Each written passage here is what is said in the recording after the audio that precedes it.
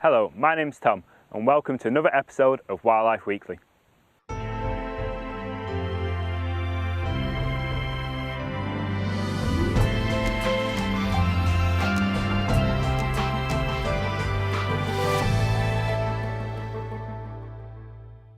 So this week we'll be focusing on the sounds you can hear at Martin Mere at the moment. To do this, I'll take you on a tour of the woodlands, grasslands and reed beds. So let's go and find out what we can hear.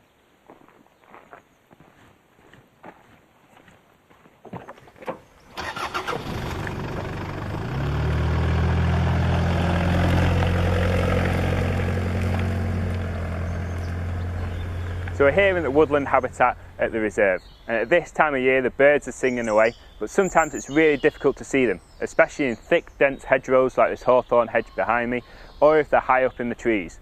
But if you know the bird calls, you can always pick them out.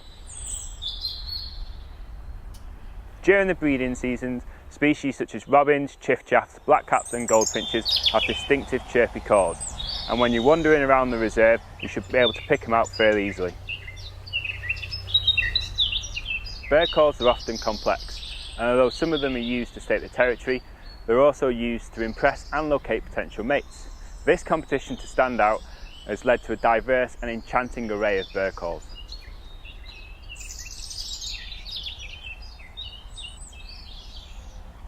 So we've heard some of the birds in the woodland habitat, now let's go out and see what we can find in the grasslands.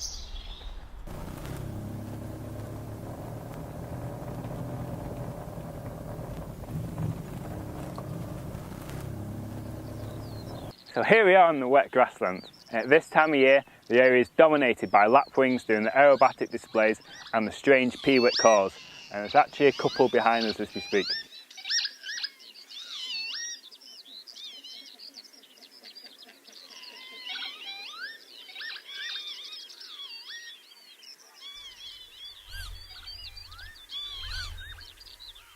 We also have skylarks which are hovering in the air and singing their little hearts out. And again, we have a couple just singing above our heads.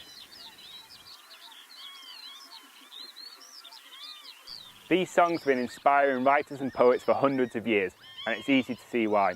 As you can hear and see out in the wet grasslands, the skylarks are tirelessly singing away, and no other UK bird species can sustain such a complex call for more than 20 minutes, showing both fitness and territory. It even sings when it's being chased by other birds.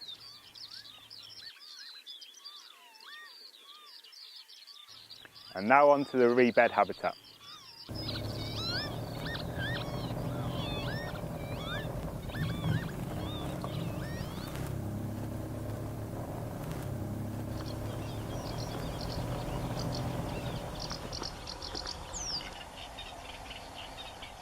So I'm here in the reed bed at Martin Mere, and behind me you can see this large expanse of reed which has species such as reed warbler, sedge warbler and also occasionally the grasshopper warbler. So the best time of day to come and hear birds singing in our reed bed is definitely dawn or dusk, and that's when they come out and show off the territories.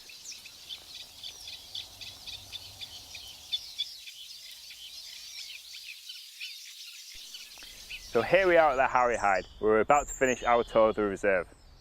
One of the most distinctive calls that anyone will be able to recognise is the haunting screech of the barn owl.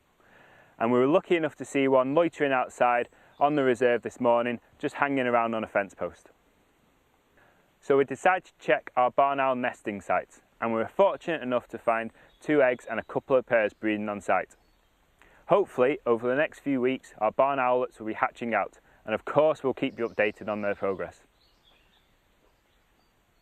If you're trying to learn your bird songs, please don't be discouraged, because at first it can be quite difficult. But once you've trained your ear, you'll be surprised how easy and quickly you can pick up these new bird songs. But believe me, learning these bird songs will enhance your wetland experience. So if you enjoyed this episode of Wildlife Weekly, please share it with your friends and followers on Facebook and Twitter. And for more information, have a look at our website.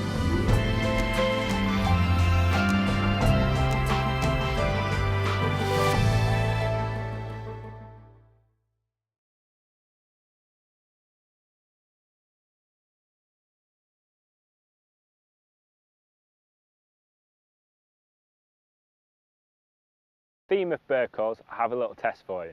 Do you know what small garden bird, which is bold and inquisitive, makes the repetitive call of teacher, teacher, teacher? Please comment below. There is no prize.